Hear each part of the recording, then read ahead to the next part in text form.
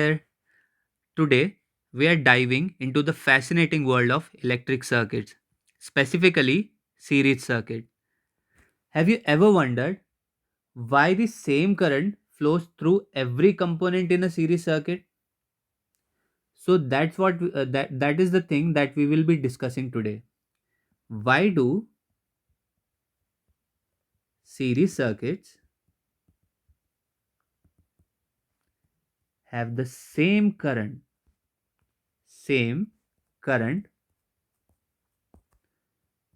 throughout the circuit?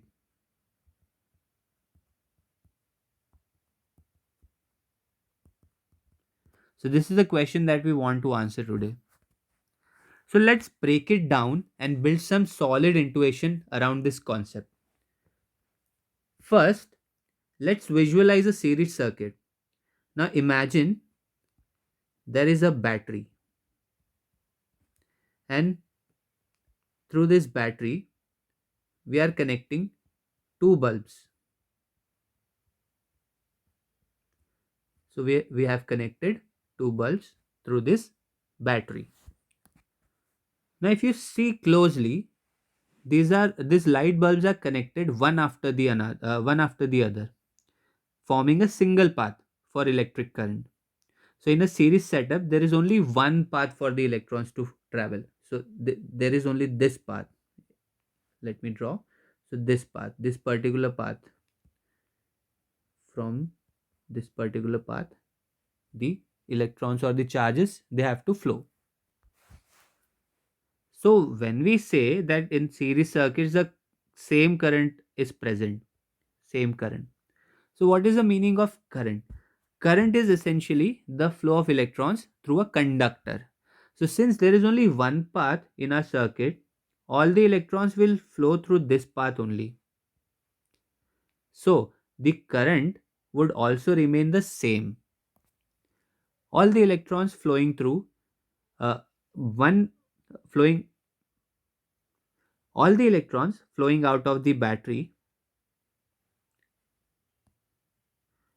So let's say, let me write here, current is the flow of electrons in a conductor. There can be other situations also, but we are only focusing on the conductors here. So that's why I'm just focusing on the electrons. So if there is some conductor, let's say copper wire or some silver wire, so anything. Silver is a very good conductor, but usually we do not have it. But let's say there is copper wire. So in this type of in this type of conductors, the current is due to the flow of electrons only. So this is the positive terminal of the battery, this is the negative terminal. So what happens is the electrons will flow from this negative terminal, and then after passing through the bulbs they will enter this positive terminal. So the flow of electrons is like this, but we take the flow of current in this opposite direction. There is again an interesting story behind this, but let's not go into that for now. So the flow of electrons is opposite to the flow of current that we take. Whatever direction of current we take, it is opposite to the flow of electrons. So whatever electrons are coming out of this battery will have to go through this bulb. Then after that, they will come out of the bulb and go through this bulb, and then they will enter the battery from this side. Obviously, the speed of electrons is very slow. So let's say there is one electron going from this end, it will take a very long time to reach here. So the current is not due to one electron coming from this end and reaching this end. It is due to the overall flow of all the electrons which are present in this circuit. So there would be electrons which are present somewhere here also, and they will enter this battery. So they will keep on flowing one after the other, and as there is only one path, they will just follow this particular path and the current will remain same. Now what would happen if there is some accumulation of electrons in any particular region? Let's say there is more current here. More current means there are more electrons here. So what will happen? There would be accumulation of electrons, and this would create a problem.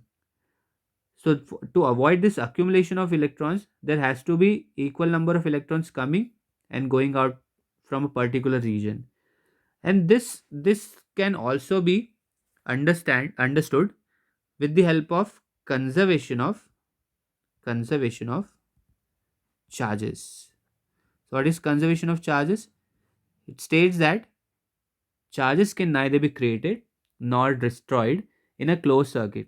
So whatever number of electrons are entering from one end will come out from the other end. Otherwise, there would be some accumulation of the charges and it would create a lot of problem.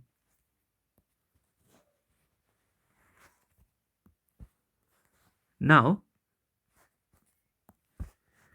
contrast this with the parallel circuit.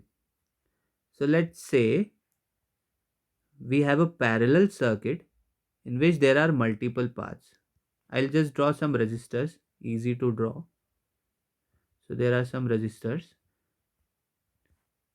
and they say we have this battery. So in this parallel circuit, you can see there are there is one path here, but after this, there are multiple paths available for the charge to flow through. So in parallel circuit, due to the fact that there are multiple paths available for the charge to flow, the current can be different in different paths, because the charges can be different. There might be more electrons here, less here. It depends on the resistor or the load which is connected.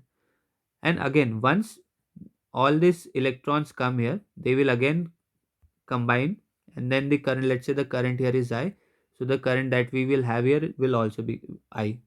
So in parallel circuit, since there are multiple paths available, the current would be different. But in series circuit, because there is only one path available, the current would remain the same.